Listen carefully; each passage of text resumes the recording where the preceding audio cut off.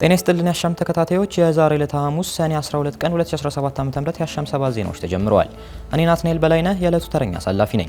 በቅድሚያም ርዕሰ ጉዳዮቹን ጠቁማችሁ የማህበረሰቡን የአይን ልገሳ ግንዛቤ የሚያሳድግ ስራዎች መሰራት እንዳለበት ተጠቆመ።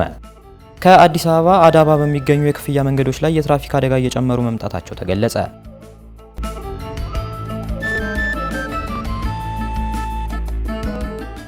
የማህበረሰቡን የአይን ልገሳ ግንዛቤ የሚያሳድግ ስራዎች መሰራት እንዳለበት ተጠቆመ። የአይን ብሌን ልገሳ ተጠቃሚ በመሆናችን በብዙ መንገድ ከመፈተን ድነናል ሲሉ የአይን ብሌን ልገሳ ተጠቃሚዎች ለአሻም የገለጹ ሲሆን ችግሩ መቼ እንዴትና ባናችን ላይ እንደሚደርስ አናውቅም ያሉ ዜጎቹ ማህበረሰቡ በአይን ልገሳ ያለው ግንዛቤ እንዲያሳድግ ጥሪ አቅርበዋል። አዲስ እንግዳ ሰው ሜላት በ2010 በደረሰባት አደጋ ነበር የአንድ አይኗ ማየት ያቆመው። ይህንን ተከትሎ የአይን ብርሃኗን ለመመለስና ሕክምናውን ለማግኘት 4 ዓመታትን በዳግማዊ ምኒልክ ሆስፒታል ወረፋ መጠበቋን ትናገራለች። ለወረፋ መብዛትና በዘርፉ የሚሰጠው ሕክምና እንዲዘገይ የሚያደርገው የሰዎች የግንዛቤ እጥረት ነው የምትለው ሜላት ሕክምናው ከተደረገላት ወዲህ ግን ሙሉ በሙሉ ማየት መቻሏን ነው የምትገልጸው። እና አሁን ላይ ግን ከ4 ዓመት ጊዜ በኋላ ያህንን ህክምና አድርጌ ማየት ችያለሁ። ቢያንስ አሁን ለ3 ዓመት ማለት ነው። አሁን ላይ ማየት ከቻልኩኝ 3 ዓመቴ ነው። ዜጎች ለኢትዮጵያ ደምና ህብረ ህዋስ ባንክ በሚለግሱት የአይን ብሌን ልክ እንደኔ ሁሉ ሌሎች ህክምናው የተሰጣቸው ጓደኞች አሉኝ ያለችው ሜላት ይህንን ህክምና ከማግኘቷ በፊት እንደ ማንኛውም ሰው ማድረግ የምትፈልጋቸውን ነገሮች ለመከወን ትቸገር እንደነበር አስታውሳ አሁን ግን ይህ ችግር አለመኖሩን በመግለጽ እሷን ጨምሮ የህክምናው ተጠቃሚዎች በጋራ ማህበር ማቋቋማቸውን ትናገራለች። ከዚህ በፊት እንደ ማንኛውም ሰው ስራ መስራት፣ ማንበብ፣ መማር የከበደን ሰዎች ተሰባስበን ማህበር አቋቁመናል እና ይህ ማህበር ደግሞ የኢትዮጵያ የአይን ብሌን ንቅለ ተከላ የተደረገላቸው ማህበር ይባላል ማለት ነው እና በ5 ሰዎች ነው የመሰረት ነው።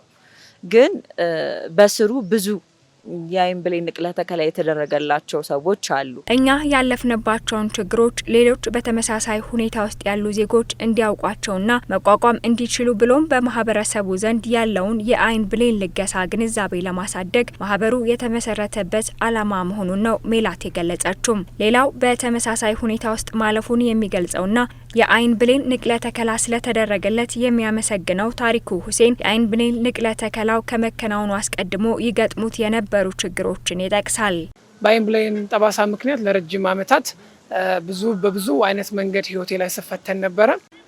እኔ የተጠቀምኩት በርካታ ማድረግ የምንፈልጋቸው ነገሮች ነበሩ። እንደ ወጣት መማር፣ ሀገርን መለወጥ፣ ለብዙ ሰዎች መድረስ፣ ቤተሰብ መደገፍና ሀገርን ደግሞ ትልቅ ደረጃ ለማድረስ ብዙ ጥረቶች በሚያስፈልገንበት ጊዜ በዚህ በአይን ብሌን ጠባሳ ትምህርታችን እንዳንማር እጅጉኑ እኔም ብቻ ሳልሆን በርካታ የሆኑ ወጣቶች ሲቸገሩ ነበር። እኔ የዚህ ተጠቃሚ በመሆኔ ትልቅ እድለኛ ነኝ። እድለኝነትም ሊባል ይገባል። አሁንም ይህንን ንቅለ ተከላ የሚጠባበቁ በርካታ ኢትዮጵያውያን እንዳሉ የሚያነሳው ሁሴን ይህ ችግር መቼና እንዴት እንደሚከሰት የሚታወቅ ነገር ባለመሆኑ ብሎም የአይን ብሌን ንቅለ ተከላ ማድረግ ብዙ መስራት የሚችሉና አቅም ያላቸውን ሰዎች ማገዝ ነው ሲል ጥሪውን አቅርቧል።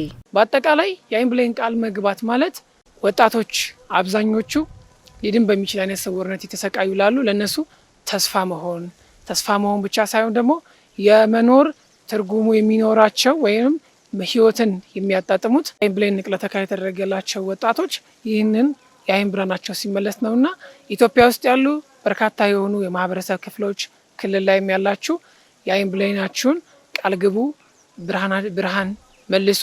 በኢትዮጵያ የአይን ብሌን ልገሳ የሚያስፈልጋቸውና ወረፋ በመጠባበቅ ላይ የሚገኙ ዜጎች በርካታ መሆናቸውን የኢትዮጵያ ደምና ህብረ ህዋስ ባንክ መረጃ የሚያሳይ ሲሆን በዓለም አቀፍ ደረጃ በየዓመቱ የሚከበረው የአይን ብሌን ለጋሾች ቀን ዘንድሮ ከደም ለጋሾች ቀን ጋር ተጣምሮ ለ21ኛ ጊዜ የህይወትና የብርሃን ስጦታ ደም ይለግሱ ብሌን ይለግሱ በሚል መሪ ቃል መከበሩ የሚታወስ ነው። ከአዲስ አበባ አዳማ በሚገኙ የክፍያ መንገዶች ላይ የትራፊክ አደጋ እየጨመሩ መምጣታቸው ተገለጸ። የኢትዮጵያ የክፍያ መንገዶች ኢንተርፕራይዝ የአዲስ አዳማ ቅርንጫፍ መስሪያ ቤት በተደጋጋሚ የህግ ጥሰት ፈጽመው የተገኙ 400 አሽከርካሪዎች መቀጣታቸውን ለአሻም ተናግረዋል። ፍራኦል አይሉ የኢትዮጵያ የክፍያ መንገዶች ኢንተርፕራይዝ የአዲስ አዳማ ቅርንጫፍ መስሪያ ቤት ባለፉት 11 ወራት በመንገዶች ላይ የትራፊክ አደጋ የመጨመር ሁኔታ የታዩ መሆኑን ገልጾ የሞት አደጋና ከባድ የትራፊክ አደጋዎች የቀነሱበት ሁኔታ መኖሩን ለአሻም ተናግሯል። የኢትዮጵያ የክፍያ መንገዶች ኢንተርፕራይዝ የአዲስ አዳማ ቅርንጫፍ መስሪያ ቤት የመንገድ ደህንነት ቡድን መሪ አብርሃም ታደለ እንዳሉት በተያዘው በጀት ዓመት አደጋ ለመቀነስና የመንገድ ደህንነትን ለማስጠበቅ በርካታ ስራዎች እንደተከናወኑ አክለዋል። እንደ ትራፊክ አደጋ ከሆነ ትንሽ የመጨመር አዝማሚ ያለው ከባለፈው ግን የሞት አደጋና ከባድ የትራፊክ አደጋ ግን ከ60 እስከ 70% ባለው ቀንሰናል። በተለይ የሰው ጉዳት ላይ በተመለከተ ማለት ነው። አደጋው የተወሰነ ጨምሯል። የተወሰነ ፐርሰንት ጨምሯል ከባለፈው በጀት ዓመት ጋር ሲነጻጸር። የሞት አደጋውና ከባድ አደጋው ግን በጣም የቀነሰበት ነበር። በርካታ ስራዎችን ተሰሩበት ነበር በዚህ በጀት ዓመት። በክፍያ መንገዶች ላይ አሽከርካሪዎች ደህንነታቸውን ጠብቀው እንዲጓዙ መስሪያ ቤቱ ነድፌዋለው ባለው ስትራቴጂ የተለያዩ የግንዛቤ ማስጨበጫ ስራዎች እየተሰሩ መሆኑን በተለይ ደግሞ በመንገዶች ላይ ከተፈቀደው የፍጥነት ወሰን በላይ የሚያሽከረክሩና ያለ አግባብ ባልተፈቀደ ቦታ የሚቆሙ ተሽከርካሪዎች ላይ ትኩረት ተደርጎ እየተሰራ መሆኑንም ለአሻም ተናግረዋል። አንድ ስትራቴጂ አለን ማለት እነዚህ 5E የሚባለው ስትራቴጂ ነድፈን ነው እየሰራን ያለ ነው። ውጤታማ አድርጎናል።